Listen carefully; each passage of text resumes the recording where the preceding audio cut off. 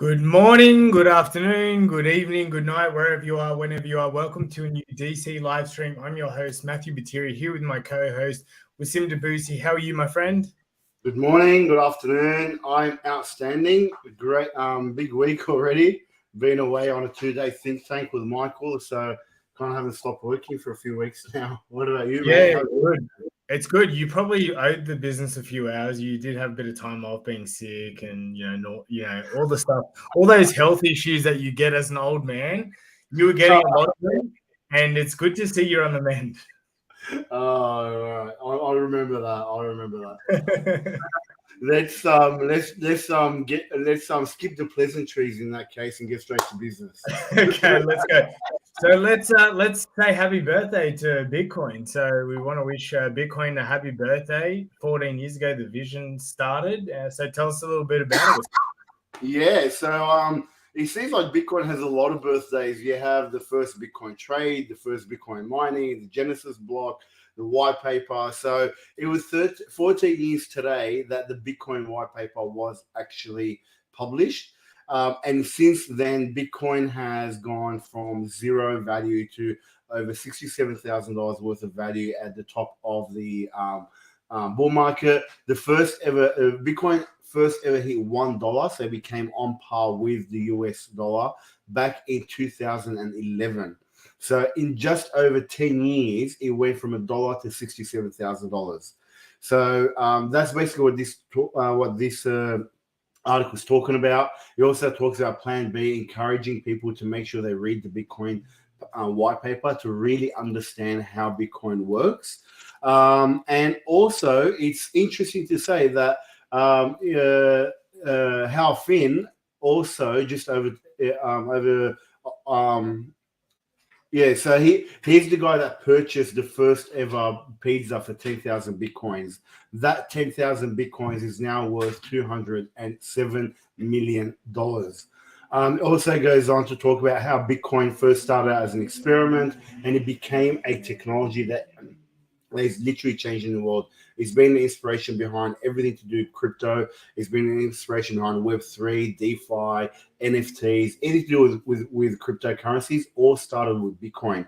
And we know it's not going to stop because we've got companies like Square, Tesla, MicroStrategy, have all investors. They've got large institutions. And you're going to see today in our adoption highlights, the big things that are happening in Bitcoin. I've got some very, very big news I'm excited to share with you guys.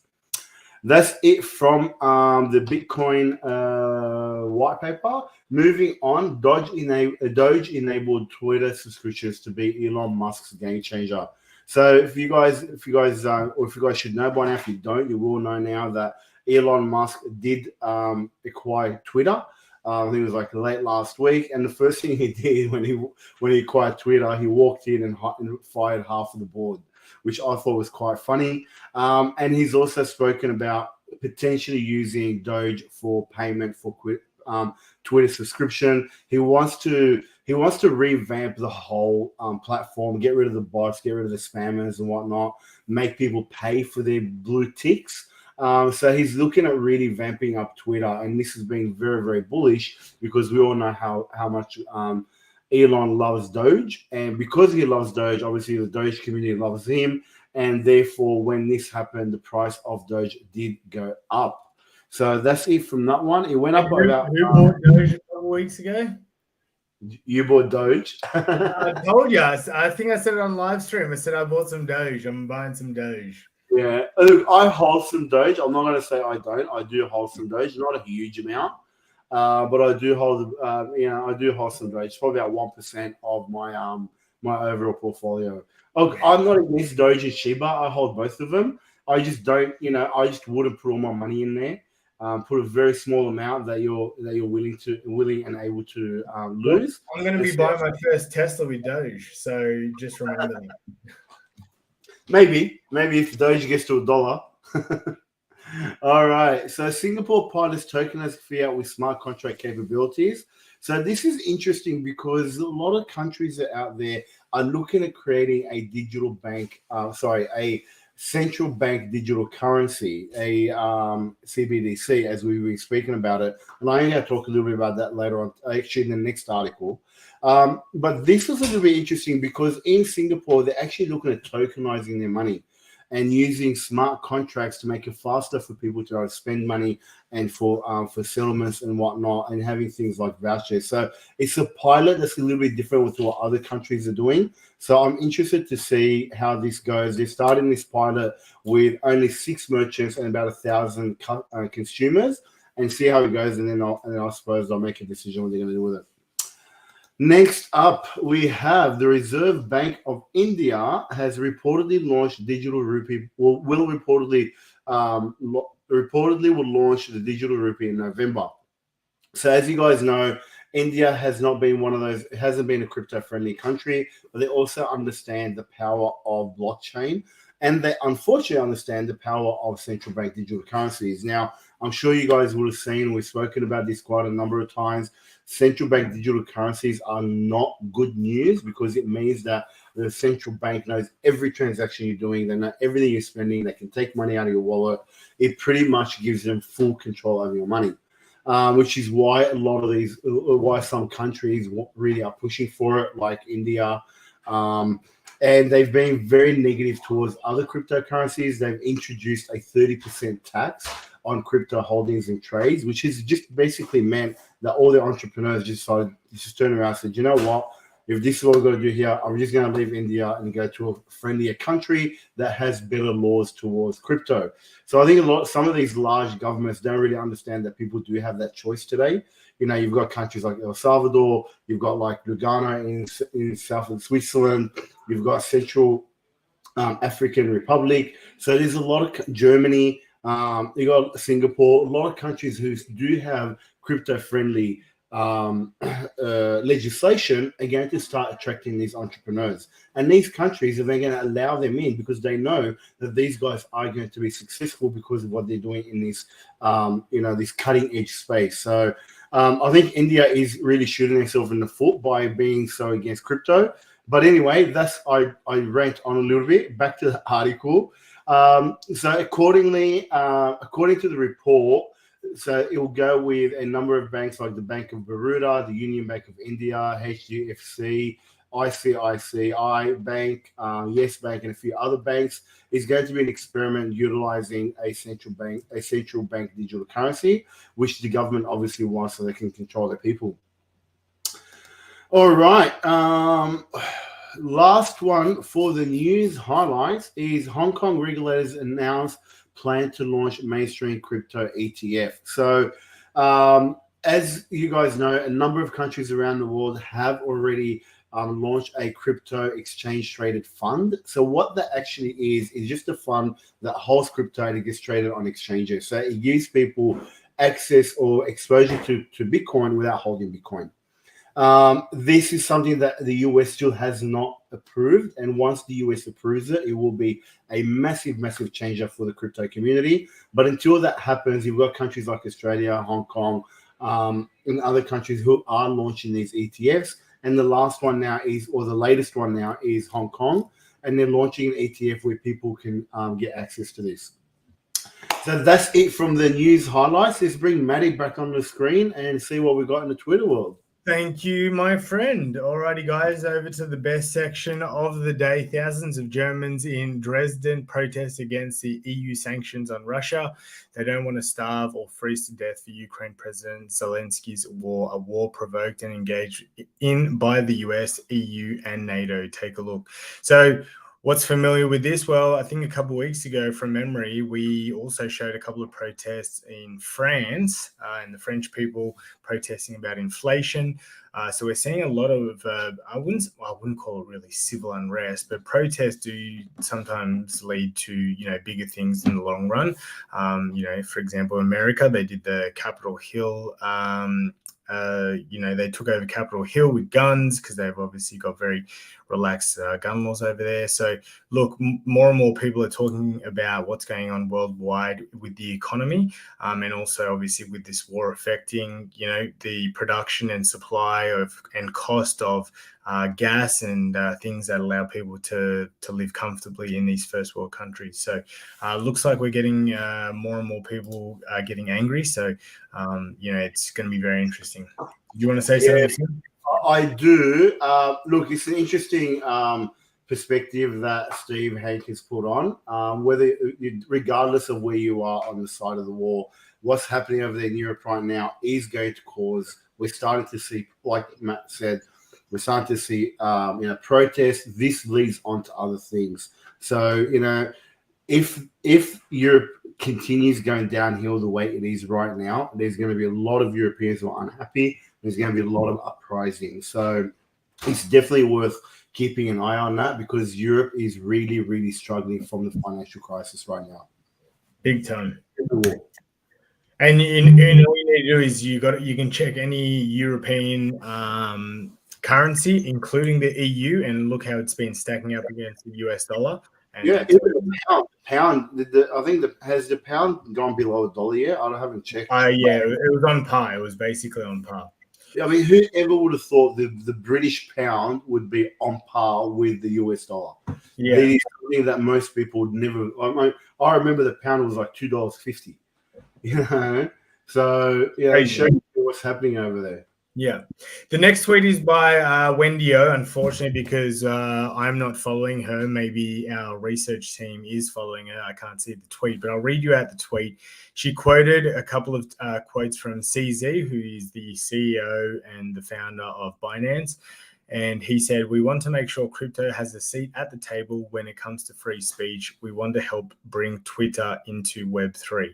So, I think CZ is trying to connect a little bit with Elon Musk, knowing that now Elon Musk, one of the most widely known people in the world, humanitarian, philanthropist, all that type of stuff. It looks like CZ would like to partner with him into making sure that Twitter is used for good and not the social media evil that all social media platforms are seen to have on all people." Yeah, and also worth noting that CZ and Binance actually, they wired $500 million to Elon Musk when he acquired Twitter. So are they silent partners? Are they? Well, they're not silent. CZ went up on Twitter and said that his team has wired $500 million to Elon Musk to buy Twitter. Wow. So he's not silent about it. Okay. Interesting. I don't know what the legalities are, but this was on Twitter last week. CZ actually tweeted that. Crypto loan. Yeah. All right, guys. Next one is from Michael Saylor. We're all Satoshi. Happy Bitcoin Whitepaper Day. We covered this in the news section. Exactly, I can't tell you how many years, it's either 14 or 15 years ago. That is when Satoshi released his white paper into the stratosphere. I think it was on Reddit, I'm pretty sure, but I could be wrong. But it's somewhere where all these really smart people hang out, share ideas about how they can make the world better and more decentralized, away from governments and all that type of stuff. So happy birthday to Bitcoin. And if you already do not have any Bitcoin, then shame on you, especially if you're in the crypto sphere. You should that should be the first coin you ever buy once getting into crypto, and it's Bitcoin. Next, we have CoinGecko. Key dates to watch: November 2nd, FOMC rate decision expected 75 basis points. November 4th, non-farm payrolls. November 8th, midterm elections. November 10th, CPI expected 8.1%. What dates are you watching? I'm watching this one personally, guys. This is the one that's going to bring the most volatility to the market. So if it's 75 basis points, I'm probably going to expect a downturn in the market. If it's 50 basis points, I think that will bring consumer and investor confidence back, and we could probably see a pretty big push in the markets. All right, last tweet. Oh, where did I go here? Jeez, I scrolled all the way down. Oh, no. Oh, I must have got distracted. Sorry, guys. Let me just bring up this last tweet. Here we go. All right, it's from Klaus Schwab. We spoke about him the other week. He is basically the CEO of the one of the big financial banks. It's on the tip of my tongue. I totally forgot about it. But he's just saying that this guy is saying that Claus has got a lot of he's got his fingers in a lot of pies. He's the backer of the new UK premier, whose name also escapes me. And then we have Luiz Inácio, who just got elected in Brazil. And apparently he's part of the World Economic Forum, syndicate, or these guys. If you watch the Blacklist, maybe you've watched the Blacklist, the cabal, the basically the group that runs the entire world, but behind the doors of presidencies and stuff like that. Did you want to say something? No, it's interesting because Brazil was it's going to be interesting to see what this guy does, because Brazil is generally a very, very pro crypto country, and they were talking about bringing Bitcoin as legal tender. So, well, in about a minute, you're going to talk about it. You're going to talk about a huge country about to possibly indoctrinate Bitcoin as legal tender. So I'm going to pass it over to you.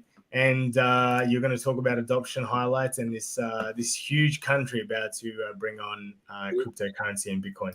Yeah. Beautiful, perfect segue. All right, guys. First up, we've got Neobank Unicorn Revolt 1-inch launch learn and earn DeFi course. So one of the biggest barriers to cryptocurrencies is education and people knowing what to do. I speak to people all the time, and obviously this is why we exist. Is because people want to get into crypto but just don't know how. So a lot of companies, a lot of platforms do creating education to try and bring people in, and obviously we do the same thing. So this is a new education course for people who use the 1-inch platform, and then and also the Revolt platform. So Neobank is a bank that is a digital bank or an online bank that was launched in 2015. They've got something like 20 million users now. So they've partnered up with 1-inch to be able to allow their members to get access to the platform and then also get a course on DeFi. The course would look at things like what is DeFi? What is what are the verticals of DeFi? What's the Pathfinder algorithm that 1-inch uses? And what are the decentralized autonomous organizations? All very good topics that people need to know about.